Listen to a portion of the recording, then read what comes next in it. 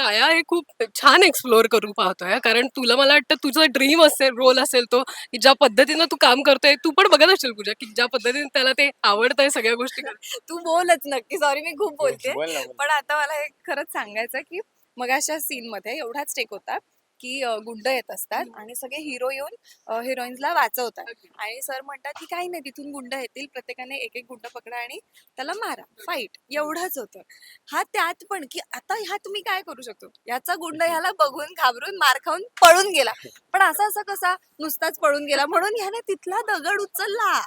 आणि तो राया, ऑब्विसली राया असं म्हणून काहीतरी आउट ऑफ द बॉक्स, आणि राया काय करेल या हिशोबाने त्याने तो दगड उचलला आणि "आ" करून धावत होता त्याच्या मागे. डिरेक्टर सरांची काय रिएक्शन होती त्याच्यावर? नाही, चांगला चांगला कर कर गेला तो, असं गेला ते अरे. कर. So, मुळात राया विठुरायाची कृपा म्हणून मला राया मिळाले आणि म्हणजे माझ्या आईच्या पुण्यामुळे मला या गोष्टी, आई वडिलांच्या पुण्यामुळे मिळाल्या असंच म्हणेन मी. कारण याचं ऑडिशन कधी सुरू झालं होतं, अचानकपणे मला वाटलं करायचं आहे आता मालिका, म्हणून विचारलं मी अवेलेबल आहे, मग माझं कास्टिंग होणं. आणि राया या पात्र खरं तर सगळ्या पात्रांमुळे त्याला गोडवा आहे. म्हणजे मंजिरीची मैत्री आली म्हणून ते राया एक वेगळं फिलिंग आहे.